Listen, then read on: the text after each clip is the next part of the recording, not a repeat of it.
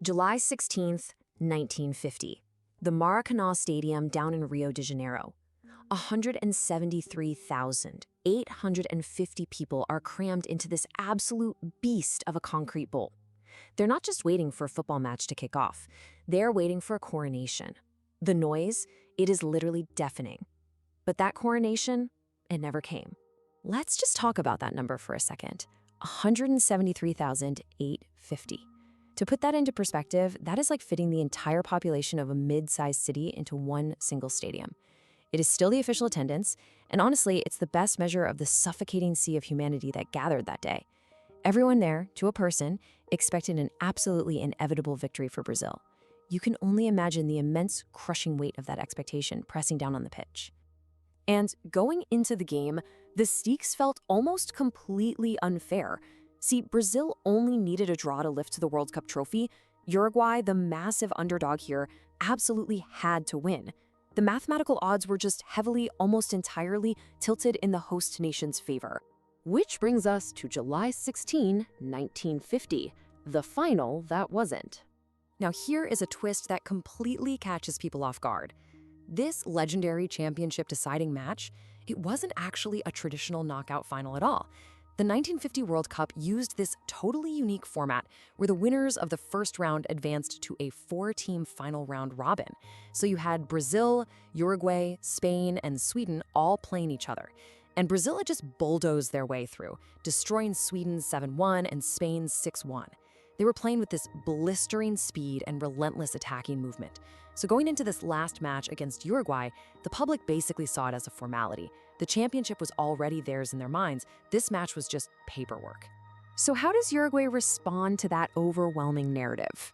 Well, their captain, Obdulio Varela, he looks at this deafening 174,000-person public ceremony, and he treats it like a cold, calculating tactical puzzle. Uruguay stayed incredibly compact. They purposefully choked off the space for Brazil's forwards, and they laid a very specific trap. The plan was wait for a turnover and then strike hard down the right wing. Varela completely refused to let his guys get swept up in Brazil's tempo or the roar of that crowd. Halftime. Scoreboard 0-0. Uruguay's discipline held up perfectly. Brazil controlled huge chunks of the game, pushing guys forward with real aggression. But Uruguay defended the center brilliantly. Goalkeeper Roque Maspoli just absorbed the pressure, and Varela dictated the rhythm. And the longer that 0-0 sat on the board, the more this really strange, uneasy tension started creeping into the stadium. Uruguay was proving right then and there that this wasn't going to be another Brazilian blowout. Then the second half kicks off, and the tactical swings come fast and hard. Literally right after halftime, in the 46th minute, Brazil finally breaks through. Friaça finds some space on the right and just drives the ball into the net. And the stadium completely erupts. It is this sustained, massive wall of noise. Brazil has the lead, and remember, they already have the advantage in the standings. But right here is where Varela pulls off an absolute stroke of psychological genius. Instead of rushing to restart the game, he slowly, deliberately retrieves the ball. He walks all the way up to the English referee, George Reeder, and he contests the play. Now, he knows the decision isn't going to change, but that pause, that very intentional delay gives Uruguay precious seconds to breathe.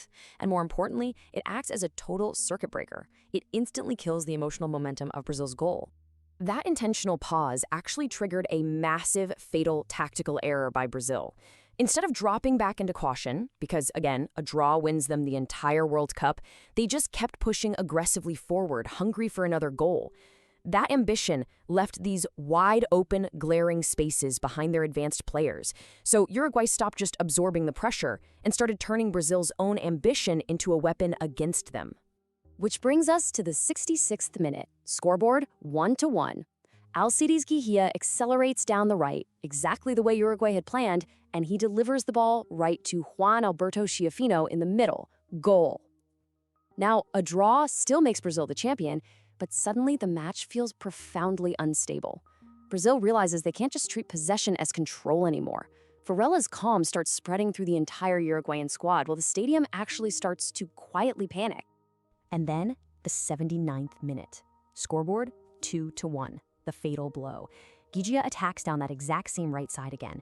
The Brazilian defense shifts over, totally anticipating another central pass to Schiaffino, who is still a massive danger.